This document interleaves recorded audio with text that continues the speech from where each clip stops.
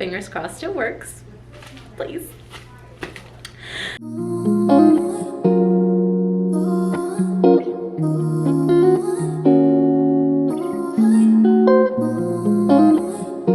we're gonna try this again, and I will be transforming Shania Girl into an amazing eyeball person sculpture. So I got this color instead for my base coat instead of using the black, because I want the duotone chrome finisher to pop more on it. So I got this matte beach glass color, the Crayon Fusion all-in-one paint primer, 5 times stronger adhesive. So I'm going to see if I can do light coats and it doesn't drip. This is all an experiment really, guys. I don't know what I'm doing. It is working pretty well. I've done quite a few layers on it already. Then I went in with some painter's tape to try to map out these drips, which was a dumb idea. So I decided to just keep spray painting it. And then I noticed that it started to peel off the paint underneath. Look what it's doing. I put the gloss on top of the mat and now it's coming off. We're back at it, and I'm going to be painting Shania Girl today. I have her leaned up on a ladder that we use for painting in the house anyways. And my dad actually has a plank of wood that I'm going to use for the base of her. And I just ordered online on eBay a bracket that's going to be able to go into her calf. And then I can drill her into the wood so she has a nice base to be sturdy. And so I can do all the clay stuff.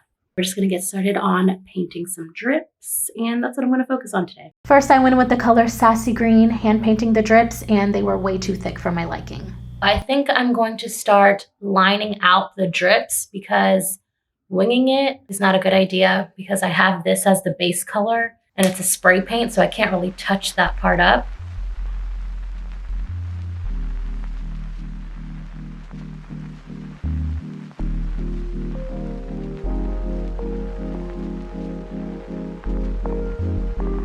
I'm working on Shania Girl after work, and I painted all of these strips. It took about 5 layers each color to get it as opaque as I want it.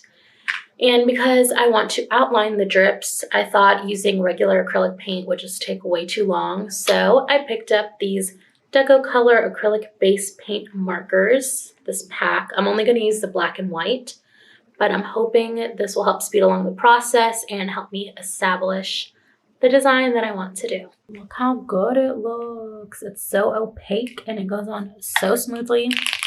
And I have a backup of this just in case I run out. It's doing what I want it to. Update, I finished all the black lining of the drips. It's all good to go. What do we think? And now I'm going to do the little white like rectangles essentially on them. So it'll be a pattern of like black, white, black, white. Alrighty, we are finally working on the base of the mannequin. My dad cut down this wood board that we so happen to have in our garage, thank goodness. And he sanded the top down for me. So the first step in staining this wood is doing the wood conditioner. And then we'll let this set for 5 to 15 minutes. And then I'll go in with this rag and I will do the stain and the sealer at the same time.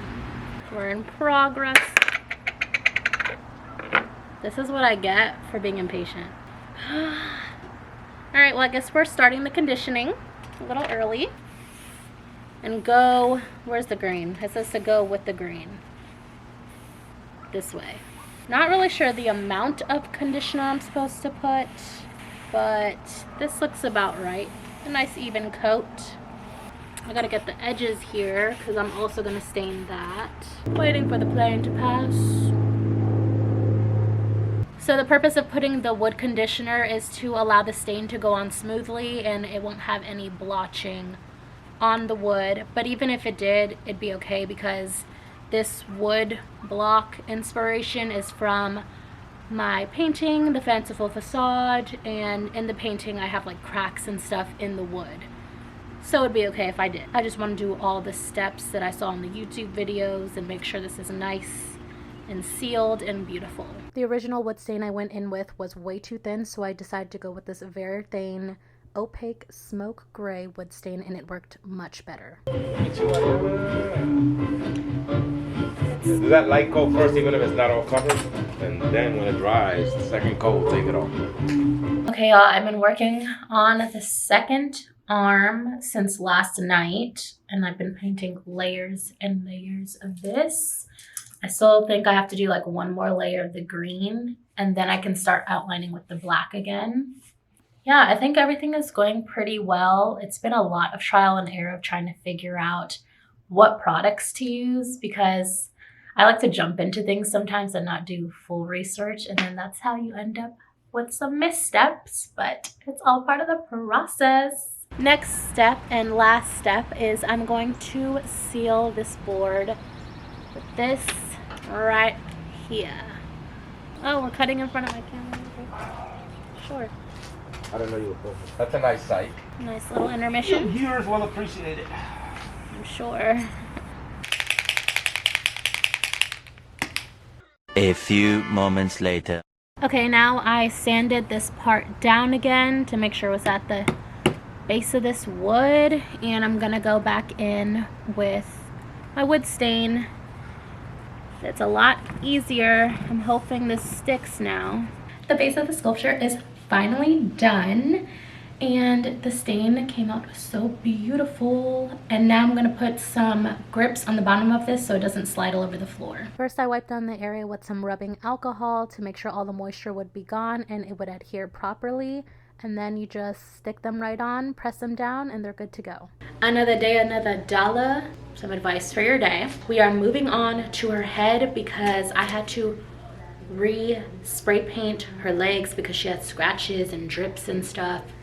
And she's trying to look pristine, so had to fix her up. This is how I'm gonna attempt the head to shape it into an eyeball. Fingers crossed it works, please. I got this foam circle, and I'm going to shape it out to where it's like points, like this.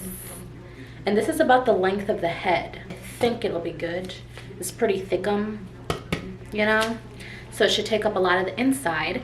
And then I got this molding or modeling foam that is typically used for cosplay, and it's supposed to be extremely lightweight and flexible, and I'm hoping this is the way to go because I'm not trying to have her head top heavy, and you know, we have things to insert. For instance, I'm going to be making her pupil this mirror right here, so we're gonna attempt it, and I'm going to sketch it out on the foam piece, and we're just gonna really hope for the best. I'm gonna do a center line.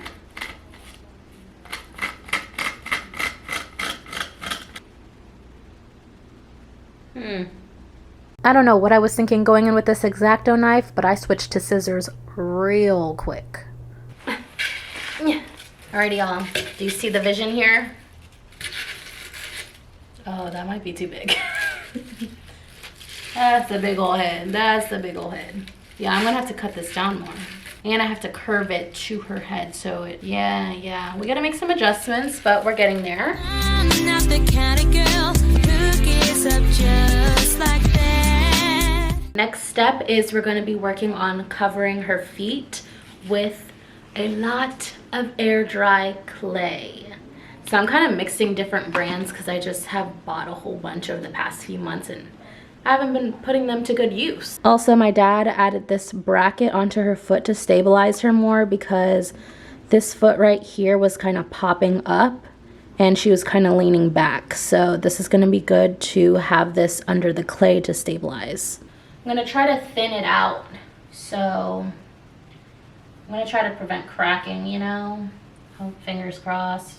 And I'm hoping it sticks to the wood board even though I sealed the wood board. Because I did read that online after, that it works better on wood that has not been messed with, but we'll see. Then I'll use the slip to smooth it out later. Kind of playing around with it. I don't really know what the pattern is gonna be other than it's gonna be drippy. So I'm utilizing some of my leftover foam from making the eyeball head, and I'm placing it under the foot to bridge the gap between the board and the foot, and I'm going to do it on this side as well so I don't use as much clay. This is the current state of the base of the sculpture. I still have to wrap around the back side of the feet, and then I'll be able to start working in the second layer of drip into the third, and it has to come up to about this line right here on both sides since the paint job I did was not cute. Okay, I've been working on sculpting and I'm now at my third type of clay that I purchased. And I'm realizing I probably should have just stuck to one type of clay because this like whiter clay down here is not meshing that well with the other clays. But it's still happening. I'm still smoothing everything out. I let the bottom get a little hard and now I'm using the slip that I made earlier with the sponge and just smoothing it and digging into it to blend all of the clays together and try to get it as seamless as possible. This is the current vibe right now, and I just went ahead and smoothed out some of this stuff here. Here I am casually sculpting my life away. I probably sculpted for about 10 to 12 hours this day, and my poor baby back and hands were hurting. Oh, but let me recommend, if you're ever sculpting, do not allow it to dry so much before you start to repair the cracks, because I had a lot to repair time and time again. On the YouTube videos I watched, it said to kind of play with it a little bit and stretch it out so you can start to get the elasticity really working. So we're gonna do a little bit of that, and I'm gonna try to do it in like a thin layer to cover the head. We'll see. I'm officially on the second tub and I've barely done half of the head, so that's exciting. I have 2 more after this tub, but I wanted to bring it down her body to cover her boobs to do the drip, so I might have to go pick up more. This passion project's coolest. I was not expecting, but I'm excited. I don't know how I'm gonna smooth this out because it's so putty vibes, but I think like once it starts to get a little bit harder, I'll be able to smooth it out a little bit easier because it won't just like mush into my hands. Now I'm starting to place the molding foam piece by piece to cover some of those floral foam pieces to bulk it out and really shape it to be a round eyeball. Later on, I do notice that it's pretty hard to get out those fingerprints and indentions that I made while sculpting. This is never ending. We have been here before, but I can't stay this time 'cause I don't love you anymore. Please stay where you are, don't come any closer. Y'all, this process has been so rough. This is like the most challenging thing I've done thus far, and I am so over it. Yeah, so let me show you what Shania's head looks like. It's okay, I thought of a solution. I took like a week break from it because my hands were hurting and I was having a breakdown about how I was gonna fix this. So I used the modeling foam, as you know, and it just created so many fingerprints, and it was hard to work on one section because then I would end up messing up another section by like holding on to her. And I put foam under like the molding foam, and it just made her head look so irregular and the shape is so messed up. So let me just show you. So this is what her head looks like. You can see where the mannequin head is under here, and it's just like horrendous. Like, look at this. And it's not shaped here properly. I put the mosaics in mostly to hold the shape because I have to glue them in, and I'm just gonna sand it down. So the sanding wasn't really working out either, so I'm completely deconstructing her face, aka the eye, and trying to reshape it because I realized the foaming clay was still like not even dry in the inside because I have so much in here that it was still completely moldable. So I'm just like taking out foam pieces where it doesn't need to be and placing in other places to have more support. So let me just show you how completely destroyed it is right now. Yes, you see I'm lifting it up with foam pieces here.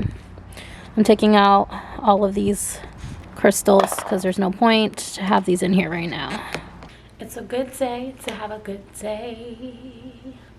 So I think This layer right here should be dry soonish. Now we need to make the paper mache clay to do the thin layer on top of this so I can cover all the crazy mistakes. Let me show you up close. Oh my God! Alright, y'all, we're gonna start doing the paper mache clay, and I actually got this recipe off of the Ultimate Paper Mache on YouTube. Her video was so wonderful, so I highly suggest going and watching that because step by step made it extremely easy as someone who has never even tried this. Me, but we're gonna get into it right now. So the first step is doing the toilet paper, I mean. And I have a whole bowl of water, and basically your goal is to get about a cup of this wet toilet paper. You want to make it decently damp to where you're able to peel it apart when you are putting the other products in and it turns into clay. Because if you don't add enough water, it'll make the clay really dry and then you can't really work with it. And the toilet paper is cheaper. And honestly, if I like this, I might do more projects with this because buying actual clay is costly. It's costly. I'm gonna soak this in here, and also I have a strainer to get out more of the water and this cute little cup to put the paper towel in. It's like pulling apart already, and look at that. Ooh. Now it's time to strain it. I emptied out the bowl of the excess water, and I'm gonna put the cup of toilet paper in here. And then the next step is 1 cup of this drywall compound. This kind of looks like its own clay already. Who needs a measuring cup when you can just eyeball it? Get it, get it? I'm so funny. We want 3/4 cup of Elmer's glue. I'm hoping I got enough. The reality when you have to film TikToks at the same time that you do the YouTube video. This is marketing. This is having your own business. Okay, so basically a whole tube of Elmer's glue is all you really need, the big one. Now it's time to mix her up. Light, baby, come back. Now it's time to start adding in the flour. And I just add as much as I want and then mix it in so I can decide on the consistency of the clay. The last thing I need to mix in is 2 tablespoons of mineral oil, which is optional. The time has come. The paper mache clay is ready, and I put it in one of my spare tubs. So let's get to sculpting. Here she is, the queen. Doesn't she look so much better? Like when I tell you I was not leaving it the way it had turned out, like this was like way further up. And I wanted it to look more like an eyelid, but I didn't have enough foam. I've used literally like 9 tubs of this. So I don't know if there's any other materials out there that would make more sense because it's a little pricey for these little tubs. It's like $18 a tub. This is a lot smoother in here. I think I'm gonna add some more so it's more rounded because it's just like dents in a little and it's noticeable to me, so I'm not having it. All right, y'all, it's time for the next step, which is her eyelashes. And I have this super thick wire that I use for armatures, but I don't want her eyelash to just be one wire sticking out like that because she has a big ass head. So I'm gonna double it up and use the drill to twist this without having to do it with my hand, so it's like a nice tight twist. And then I just picked up today the semi-gloss semi-gloss black paint to put on the eyelashes because I was kind of debating if I should just keep it this wire so it matches the metal chain or do it black. I don't know. I think the black. So it ties in the black drip outline on the arm, you know?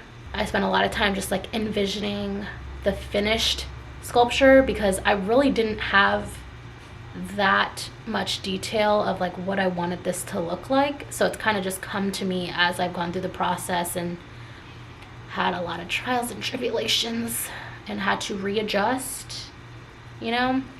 But that's what art is about. That's what the process is about, really. And for some sick reason, I love it. I love to challenge myself and figure things out, you know, because somehow I always do. Oh my god, that's so gross. aggressive. Basically, I hold it like that.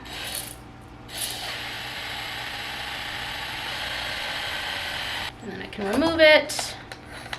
And I can cut this down and I'll have some eyelashes that I can just bend and it'll hold its shape better because it's thick. It's double lined essentially. Update, I've been working on her eyelashes and I'm working on the bottom ones now. I literally have just enough of this thick wire left because I used these for other armatures that I was experimenting with. So I'll definitely have enough to fill up this bottom part. And then I'll take them out and spray paint them. It's really crappy weather, but it's not getting any better before the deadline, so we're gonna have to do what we gotta do. As you can see, the sculpture has a lot of cracks, and I've tried to do this 3 different times and it still is cracking. So I'm gonna make lemonade out of these lemons and work with it instead of trying to work against it. It still would work for the meaning of the painting because it's like shedding old cycles, all that stuff. So for it to crack, that actually kind of works. So we have a lot of things to do and I have 7 days. Pray for me. And I work my 9 to 5 in between. I did this to myself. Next, I went in with some E6000 glue, which helped to fill some of these cracks that I had in the clay. And my favorite part was going in with the paper mache clay, and I decided to use the technique that the ultimate paper mache recommended, which is using a butter knife to smooth everything out, and it worked perfectly. She got a big ass look compared to mine. At first I was not going to do this paper mache clay, but the molding foam looks so bad. But it actually worked out because in my painting, The Fanciful Facade, I'm wearing a paper mache mask. And then I found out paper mache clay exists. So I made it. And now it's solving my problems. And I kind of like the texture it's giving too. Alright y'all, it's the next day and the paper mache clay is hardened, so we're going to get into painting the eyeball realistically. This was my first attempt at painting the eyeball, so I went in with some darker shades to create the shadows in the corner of the eye because, of course, your eyeball is not completely white. And I went in and did a little bit of some veins. I didn't really have a clear image on what I wanted the eye to look like, so I definitely switched it up later. This is what it looks like before. I put all these Target bags to protect the wood board under it. Then of course I went in with the matte beach spray paint to make sure it matched the base of the legs so we could put the details on later. I kept staring at the paper mache portion and I was like, this is just not giving for me. And I was like, you know what, let me add some texture. So I was like, let me match it with the blue on the eye and do blue and white. And immediately I was like, abort mission, please, this looks so bad.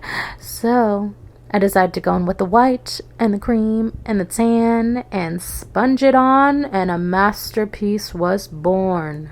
Wow, can you say baddie? Record, not should stay. Thanks, Arianna. You're welcome. Arianna, what does this do again? What? This. That turns it off. Oh, and on? Mm-hmm. I found this super cool reindeer moss at Michael's craft store that matched the color scheme perfectly, and I used some E6000 glue to secure them into the cracks that were left in the clay. We are moving on to some finishing touches for Shania Girl. I'm adding some paper mache clay to cover up the wire hanger that I used to connect her arm and the chain. And of course we gotta put her lashes in. Maybe she's born with it, maybe it's Maybelline. Shania Girl is ready for her runway debut, and honestly I'm just so proud of myself for pushing through this process. It took about over a year to complete, working on her here and there. She is my first official visionary woman. She's really the culmination of my 3 paintings from my Solitude series, which really represents healing, transformation, and breaking of old cycles, and really just allowing yourself to be seen for all that you are. I hope you enjoyed seeing the messy yet beautiful process of creation, and if you're into surreal art, be sure to subscribe and like this video. See you next time.